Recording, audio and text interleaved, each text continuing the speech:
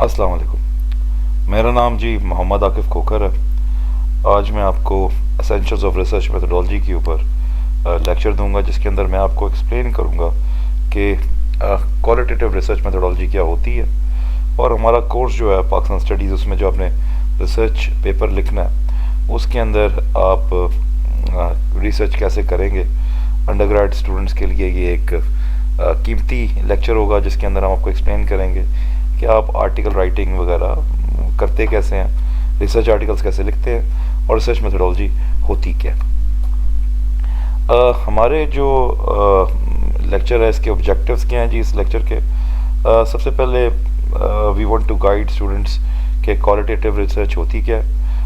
Content analysis और discourse analysis के methods मैं आपको बताऊंगा, क्या स्टेप्स होते हैं और आर्टिकल कैसे लिखा जाता है, और to understand how these tools can be applied in Pakistan studies, not only in Pakistan studies, किसी किस्म का भी क्वालिटेटिव रिसर्च आपने अगर करनी है तो उसके अंदर आप इन टूल्स को, डिस्कोर्स एनालिसिस को और कंटेंट एनालिसिस को, वैसे तो काफ़ी ज़्यादा एनालिटिकल टूल्स हैं, लेकिन इन टूल्स को आप कैसे यूज़ कर सकते हैं। अच्छा, सबसे पहले डेफिनेशन, क्वालिटेटिव रिसर्च होती क्या है। Research focused on understanding the phenomenon through non numerical data.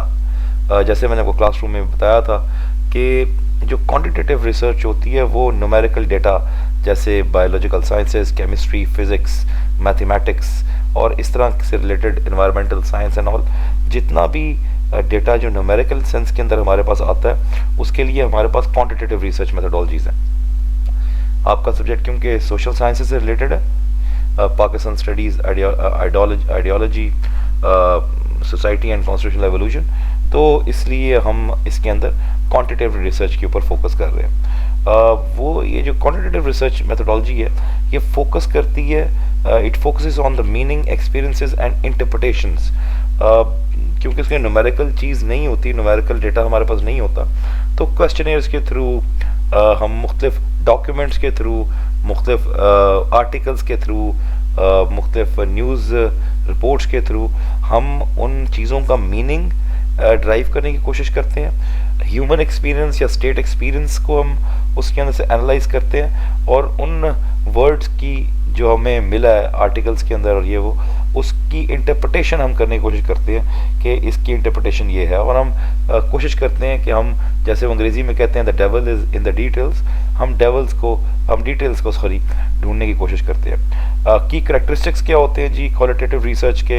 एक ये इन डेप्थ एक्सप्लोरेशन है, ये किसी भी सब्जेक्ट को, जो भी आप रिसर्च टॉपिक चूज़ करेंगे उसकी इन डेप्थ एक्सप्लोर करती है उसके मुख्तलिफ डायमेंशंस को। नंबर वन, इसके ये उस सब्जेक्ट का इंसाइट देती है अपने रीडर्स को कि जो टॉपिक एक्चुअली है वो एनालाइज किया जाए तो उसकी हकीकत क्या है। इट टेक्स ये सच्चाई को लोगों के सामने लेके आती है। ये एम्फसाइज करती है ऑन द कॉन्टेक्स्ट, क्योंकि क्वालिटेटिव रिसर्च है तो ज़ाहिर बात है आप कोई ना कोई कंटेंट देखेंगे। Content can be visual, content can be written, क्योंकि आप पाकिस्तान स्टडीज़ में तो आपका सारा कंटेंट रिटन फॉर्म में होगा जो आप ऑनलाइन रिसर्च वगैरह करेंगे। टाइप्स कितनी होती हैं जी रिसर्च मेथोडोलॉजी की। एक तो टाइप होती है, उसको हम केस स्टडी कहते हैं, जो कि बेसिकली हिस्टोरिकल इवेंट्स होते हैं। जैसे फॉर एग्जांपल पाकिस्तान की हिस्ट्री के अंदर कई हिस्टोरिकल इवेंट्स हुए हैं। It basically dives deep into that particular case, वो एक केस को पकड़ती है। फॉर एग्जांपल 1971 का डबैकल ऑफ बांग्लादेश, वो भी एक इवेंट है। For example assassination of Liaquat Ali Khan, वो भी एक इवेंट है। वॉर ऑफ 1965, वो भी एक इवेंट है। तो वो इवेंट को एज अ केस स्टडी लेती है और वो किसी भी हाइपोथेसिस के ऊपर उस केस स्टडी को अप्लाई करके अपना पॉइंट ऑफ व्यू साबित करने के लिए वो उसके सारे डेटा को इकट्ठा करते हैं, न्यूज़ रिपोर्ट्स एंड ऑल, और उसके हिसाब से अपना टेक्स्ट ड्राफ्ट करते हैं। एथनोग्राफी इसकी दूसरी काइंड है।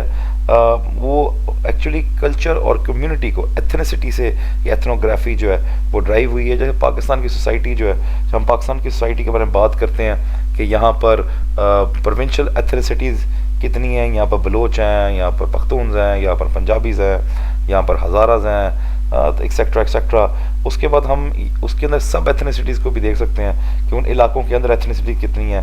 तो ये कल्चरल कम्युनिटी को समझने के लिए पख्तून वली क्या है, पंजाबी कल्चर के अंदर पंचायत सिस्टम क्या है, ये एथनिसिटी को समझने के लिए हम फॉर एग्जांपल पाकिस्तानी सोसाइटी की एवोल्यूशन हम देखें, मॉडर्न एरा के अंदर हम इसके टॉपिक ला सकते हैं कि सोशल मीडिया का पाकिस्तान की देहाती ज़िंदगी के अंदर क्या इफ़ेक्ट हुआ, तो ये एक नेगेटिव और पॉजिटिव इफ़ेक्ट्स क्या हुए, तो ये भी एक एथनोग्राफिकल रिसर्च होगी।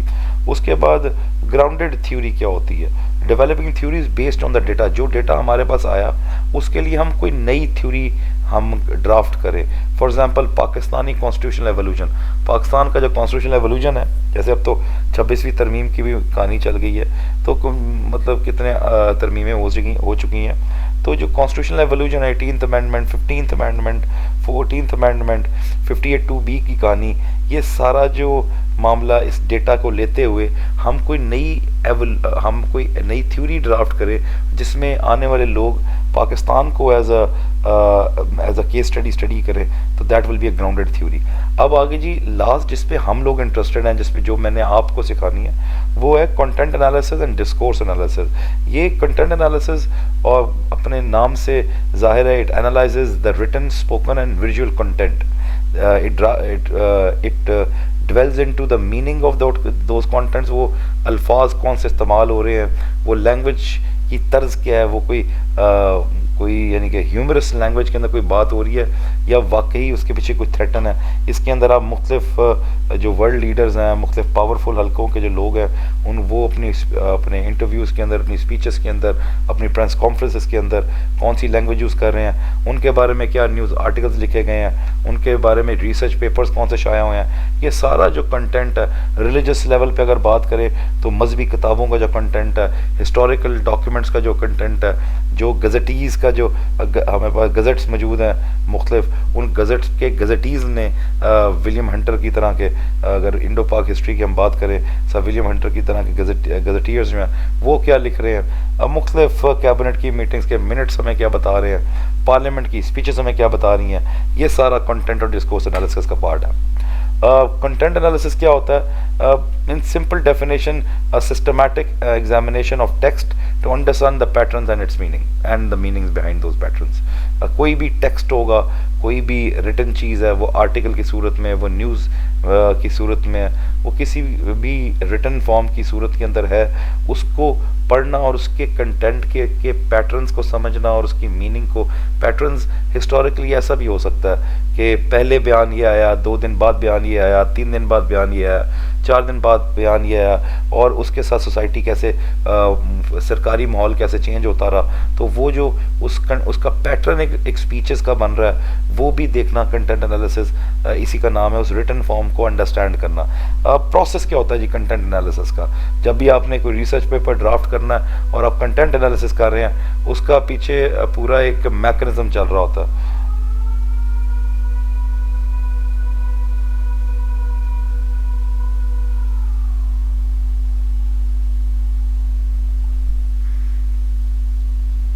उन मैकेनिज्म के अंदर वो एक स्टेप बाय स्टेप एक फार्मूला होता है जिसके तहत वो जो रिसर्च टूल्स हैं वो इस्तेमाल होने हैं। Content analysis being an analytical tool, उसके जो स्टेप्स हैं वो क्या है? सबसे पहले डिफाइन करते हैं आप रिसर्च क्वेश्चन को, क्या आप बताते हैं कि मेरा रिसर्च क्वेश्चन है क्या, मैं किस सवाल का जवाब ढूंढने के लिए अपने टॉपिक के हिसाब से, अपने टाइटल के हिसाब से किस सवाल का जवाब ढूंढने के लिए मैं रिसर्च कंडक्ट कर रहा हूँ। सेलेक्ट रेलेवेंट डॉक्यूमेंट्स, वो आप उस रिसर्च क्वेश्चन का जवाब ढूंढने के लिए, रिसर्च करने के लिए सिलेक्ट करते हैं, मुंतखब करते हैं रेलेवेंट डॉक्यूमेंट्स, कौन कौन से डॉक्यूमेंट्स मुझे रेलेवेंट है।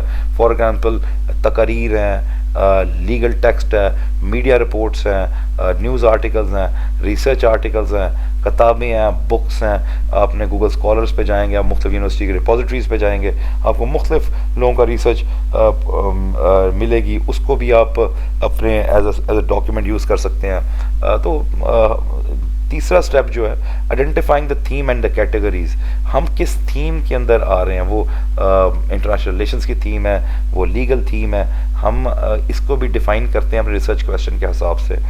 चौथा और जो मोस्ट इम्पॉर्टेंट जो स्टेप है और लास्ट सब्जेक्ट स्टेप है वो है कि analyse the frequency and the contacts of the themes. जो भी थीम्स हमने ऊपर पकड़ी हैं, फॉर एग्जांपल अगर हम किसी गवर्नमेंट की बात कर रहे हैं तो हम उसका पॉलिटिकल थीम की पहले बात कर रहे हैं, फिर हम इकोनॉमिक थीम को पकड़ रहे हैं, फिर सोशल थीम्स को पकड़ रहे हैं, और फिर उन्होंने जो सोसाइटी पे कोई टेक्नोलॉजिकल या कोई पॉलिसी मैटर की बात कर रहे हैं तो उसको हम पकड़ें। तो हम उनकी फ्रीक्वेंसी को पकड़ते हैं कि how frequently I am gonna use those themes and the data I collected from those themes in my article.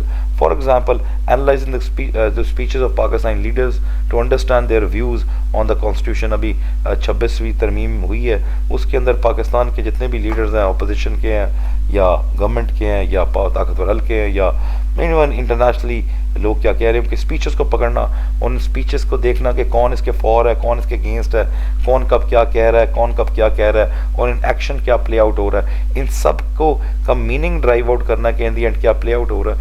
ये भी कंटेंट एनालिसिस की एक this is how you do content analysis. उसके बाद ये सारी बातें मैं को वेरी बेसिक लेवल पे बता रहा हूँ, बिकॉज अभी आप अपनी 12वीं जमात पास करके आए हैं, तो अभी आपका ये आप अंडर ग्रेड के अंदर है, तो आगे जाएंगे तो आप बड़ा डिटेल में इसको देखेंगे अपने मास्टर्स और पोस्ट ग्रेड के अंदर, और जब आगे एमफिल वगैरह करेंगे। तो डिस्कोर्स एनालिसिस क्या होता है जी? डेफिनेशन क्या है डिस्कोर्स एनालिसिस की? Examining how language constructs meaning and power. जो ज़ुबान का कंस्ट्रक्ट है, लैंग्वेज का कंस्ट्रक्ट है। फॉर एग्ज़ाम्पल एक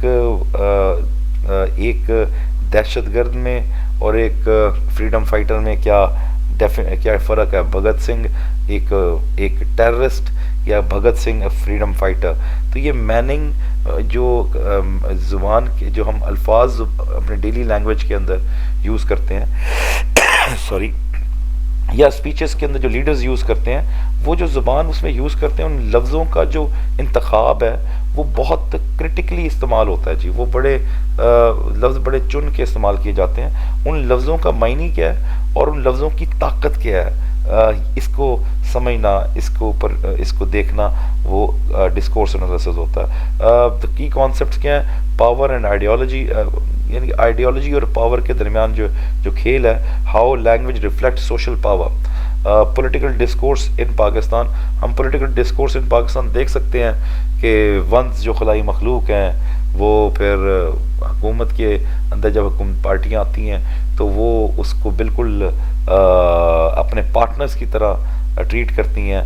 जो भी ताकतवर होता है उसके लिए, ऑपोजिशन के लिए वो ईवल ही होता है और वो एक हाइब्रिड रिजीम ही होती है। तो एक डिस्कोर्स है जो लैंग्वेज के अंदर रिफ्लेक्ट हो रही होती है। कंटेक्स्ट इसके अंदर देखा जाता है the broader social and political context in that discourse के ब्रॉडर लेवल पे वो लैंग्वेजेस हमें क्या बता रही हैं कि उसका पॉलिटिकल और सोशल डिस्कोर्स किधर आ रहा है। And language as action, understanding what discourse is trying to achieve. ये जो डिस्कोर्स है जो कि ज़ुबान यूज़ हो रही है, वो ज़ुबान यूज़ करके जो अटरर है, जो उस ज़ुबान को इस्तेमाल करने वाला है, वो क्या अचीव करना चाहता है। For example, analysing the discourse around Pakistan ideology of two nation theory. अब इस टॉपिक के अंदर जितनी भी स्पीचेस हैं जो मुसलमान लीडर्स कर रहे हैं, वो पाकिस्तान की आइडियोलॉजी को एक इस्लामिक आइडियोलॉजी के तौर पे पेश कर रहे हैं, और टू नेशन थ्योरी को हिंदू अलहदा है और मुसलमान एक अलहदा नेशन है और हिंदू एक अलहदा नेशन। हमने कोर्स ऑफ अपने हिस्ट्री के लेक्चर्स के अंदर ये इस चीज़ को डिस्कस बड़ा वास्टली किया है। तो ये आइडियोलॉजिकल शिफ्ट्स और इनके मीनिंग और इनके अल्फाज, इस सब को देखना, और वो डिस्कोर्स उसको क्या एक्सप्लेन करता है, उसके इर्द गिर्द वो डिस्कोर्स क्या मीनिंग प्रेजेंट कर रहा है, इसको देखना डिस्कोर्स एनालिसिस का काम है। अब steps to conduct content and discourse analysis, इनकी अब जो स्टेप्स हैं कि आपने एनालिसिस करना कैसे है, हम उस पर बात करते हैं। Identify the research focus. हमने आइडेंटिफाई, जब आप रिसर्च के लिए निकलेंगे तो अपने ही सोचों में और अपनी रिसर्च के अंदर गुम हो जाना और डिट्रैक हो जाना ये बहुत आसान है। तो हमें पहले आइडेंटिफाई करना है रिसर्च फोकस, व्हाट टेक्स्ट और discourse you will analyse. For example, Pakistan constitutional making process. अब आपको पहले ही आइडेंटिफाई करना है कि आपने कौन कौन सा टेक्स्ट पढ़ना है, आपकी बाउंड्री क्या है, या अगर आपने डिस्कोर्स पढ़ना है तो आपने किस किस्म का डिस्कोर्स पढ़ना है और डिस्कोर्स को एनालाइज कैसे करना है। मेरा मशवरा ये है, डिस्कोर्स एनालिसिस की तरफ ना जाएगा, सिंपल कंटेंट एनालिसिस ही अपने टर्म पेपर के लिए रखिएगा। कलेक्शन ऑफ डेटा, ये बहुत एमिनेंट चीज़ है। गैदरिंग प्राइमरी और secondary source data. Primary source data ये है जो डायरेक्ट हॉर्सेस माउथ से ऑफिशियल डॉक्यूमेंट्स जो हमें मिल सकते हैं, वो जो होता है वो प्राइमरी डेटा होता है। सेकेंडरी डेटा जो होता है वो न्यूज़ आर्टिकल्स या रिसर्च पेपर्स वगैरह सेकेंडरी डेटा होता है। इसकी बड़ी अहमियत होती है because secondary data historical documents पे और आर्काइव्स पे ही बेस कर रहे होते हैं। तो हिस्टोरिकल डेटा ढूंढना ज़रा मुश्किल काम है, उसके लिए हमें प्राइमरी सोर्स के लिए हमें प्राइमरी टेक्स्ट चाहिए। तो न्यूज़ आर्टिकल से सेकेंडरी डेटा पे ही ज़्यादातर आप लोग काम करेंगे। उसके बाद आगे कैटेगराइजेशन ऑफ डेटा को कैटेगराइज करना बहुत इंपॉर्टेंट चीज़ है जी किसी भी रिसर्चर के लिए।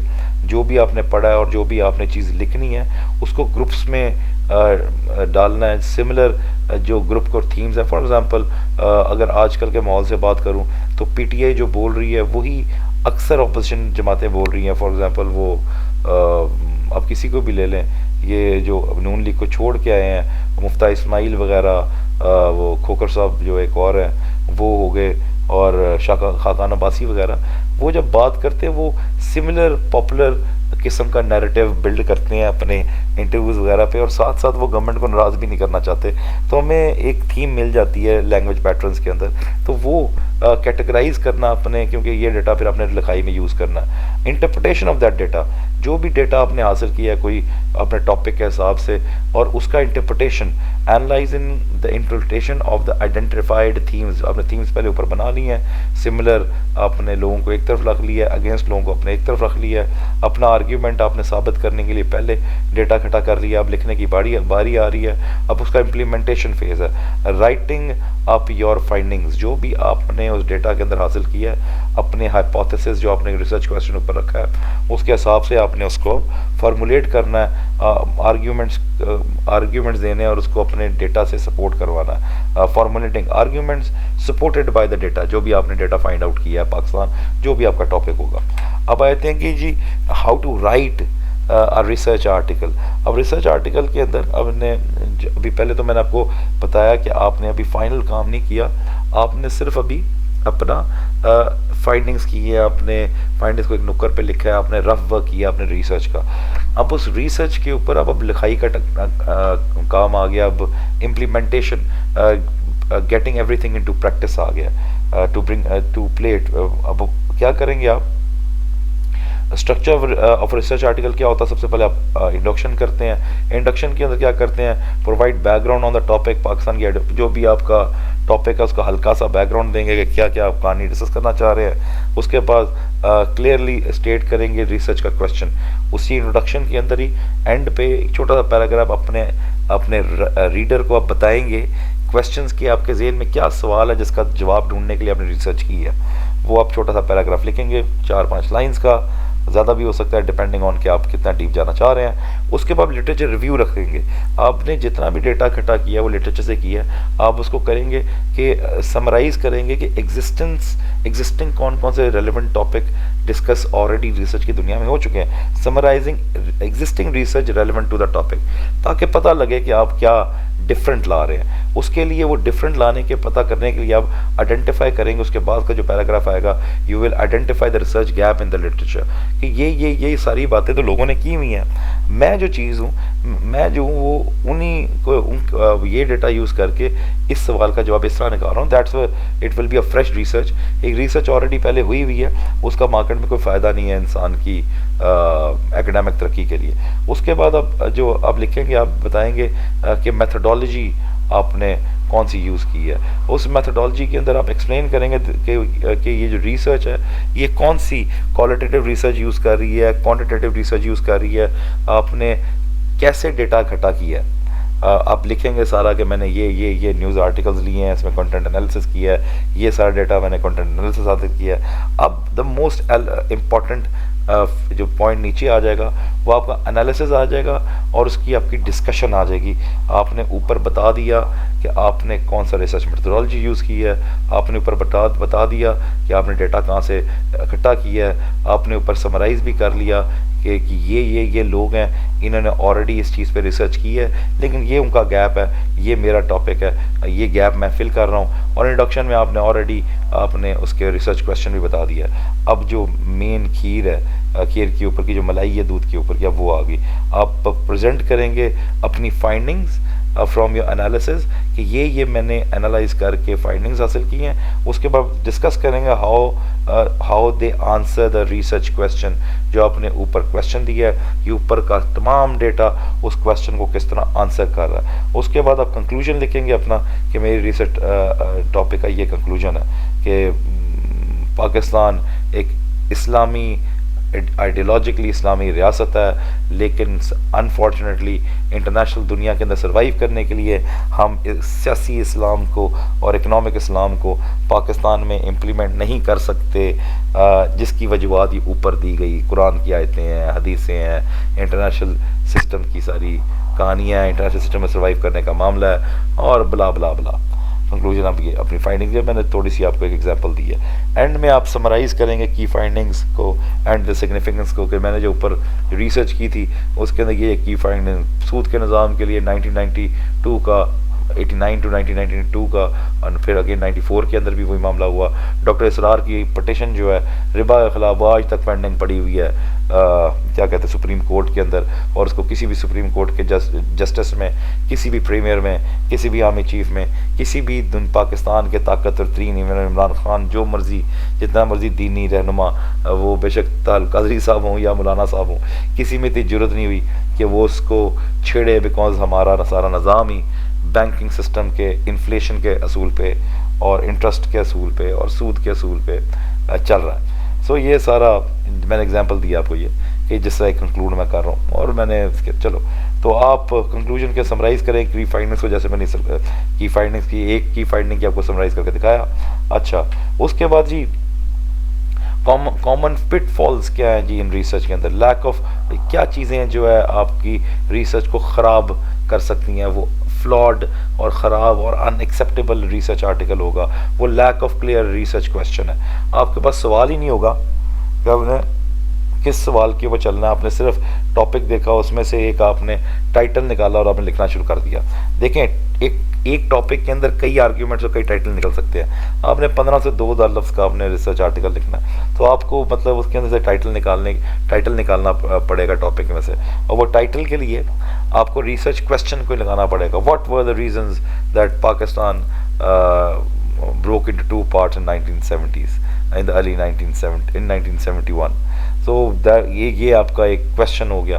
अब उसको आप आंसर करने के लिए आप पूरी रिसर्च कंडक्ट करेंगे to ensure your question is specific and researchable. ये भी बहुत बड़ा मामला है। आपका सवाल जो है बहुत जेनेरिक नहीं होना चाहिए, वो रिसर्च और आपके पास जो डेटा इकट्ठे करना है वो मुश्किल नहीं होना चाहिए। ये ना हो कि आपको इंटरव्यूज़ करने पड़ जाए और आपका एक्सेस ही ना हो डेटा के पास और आपने रिसर्च क्वेश्चन बना लिया। तो research question should be specific, not general. अच्छा, अनक्लियर मेथोडोलॉजी, आपको पता ही नहीं है कि आपने कंटेंट एनालिसिस करना है या डिस्कोर्स एनालिसिस करना है, हालांकि मैंने ऊपर आपको एक्सप्लेन कर दी है। तो यानी कि आपको पता ही नहीं होता और you just start doing your research, तो वो भी एक फ्लॉड रिसर्च होती है। ये जो फ्लॉड रिसर्च है, ये अक्सर ये होता है कि बंदा रिसर्च करना शुरू करता है और बंदे को पता लगता है कि यार मैंने मेथोडोलॉजी गलत यूज़ कर ली है, तो उस वक्त बंदा, क्योंकि फाइनल प्रोडक्ट तो आपने लिखना तो भी शुरू ही नहीं किया, आपका रिसर्च का डेटा गैदरिंग पहले चल रही है, तो डेटा गैदरिंग के दौरान ही बंदे को पता लग जाता है कि यार मैं जो टाइटल चूज़ किया था वो टाइटल ही गलत था, मेरे पास जो डेटा उसकी टाइटल ही डिफरेंट बनता है, उसका आर्ग्यूमेंट डिफरेंट बनता है। बिकॉज इंसान तो अपने आप को, अपनी आइडियोलॉजी, अपनी सोच को एक तरह का चैलेंज कर रहा होता है ना जी रिसर्च करने के लिए, और अपने आप को अपने हाइपोथेसिस को सही या गलत साबित करने की कोशिश कर रहा होता है। तो अक्सर ये भी होता है कि आपको दोबारा अपनी मेथोडोलॉजी को देखना पड़ जाता है। मेथोडोलॉजीज तो कई किस्म की हैं, लेकिन आपको सिर्फ डिस्कोर्स और रिसर्च को देखना है। उसके बाद इनसफिशिएंट डेटा, आपके पास अपना आर्ग्यूमेंट साबित करने के लिए डेटा, सबूत, फैक्ट्स ही नहीं होते, आप सिर्फ सर्कमस्टेंशियल एविडेंसेस पे चल रहे होते हैं। तो वो और अपनी सोच के हिसाब से, अपनी ख्वाहिशात के हिसाब से, या फिर जैसे न्यूज़ रिपोर्टर कहते हैं ज़राए के मुताबिक आप चल रहे होते हैं। हम एकेडमिक्स हैं जी, हम अखबारी रिपोर्टर नहीं हैं, हम ये नहीं कह सकते कि ज़राए के मुताबिक ये बात ऐसे है। तो gathering a variety of sources to ensure robust in analysis, you go for maximum variety of sources, ताकि आपकी रिसर्च जो है वो एक्यूरेट रिजल्ट ले। ये नहीं कि आपने 4-5 लोगों का, अपनी मर्जी के लोगों का डेटा इकट्ठा कर लिया, आप जितना मैक्सिमम डिफरेंट सोर्सेज को देख सकते हैं, वो देखें। इनसफिशेंट डेटा अक्सर फ्लॉड रिसर्च की वजह बनती है। Examples of research topics in Pakistan, ये मैं पहले आपको पूरे मैं आपको दे चुका हूँ, लेकिन एक फॉर अ रिमाइंडर, अब क्लास में बड़ा लंबा इस पर लेक्चर भी दे चुका हूँ, बड़ा टाइम भी ज़ाया किया।